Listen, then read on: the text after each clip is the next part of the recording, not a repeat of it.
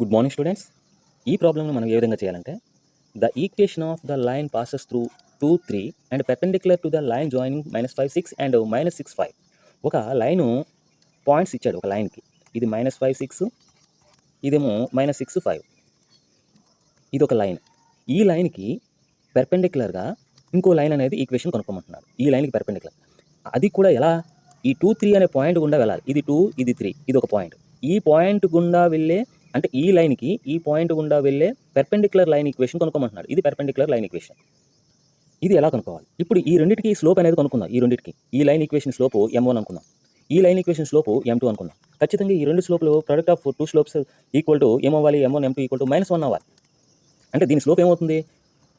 y2 - y1 అంటే 5 - 6 by -6 x2 - x1 plus 5 that equal to -1 by -1 that equal 1 అనమాట m1. అంటే ఈ line slope అనేది m1 అనేది 1 వచ్చింది.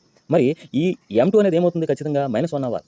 అప్పుడే కదా ఈ m1 m2 మల్టిప్లై చేస్తే -1 వస్తుంది. అంటే మనకి m2 స్లోప్ తెలిసింది, పాయింట్ తెలుసు. ఇప్పుడు లైన్ ఈక్వేషన్ ఈజీగా మనం ఫైండ్ అవుట్ చేయొచ్చు. ఇప్పుడు మనకి y - 3 y - y1 అంటే 3 ఈక్వల్ టు m2 అంటే స్లోప్ ఎంత? -1 into x - 2 y - 3 equal to -x plus 2 -x అని ఇటే వస్తే +x ప్లస్ y 2 ఈ -3 ఇటే వస్తే +3 that equal to x plus y equal to 5 that equal to x plus y -5 equal to 0.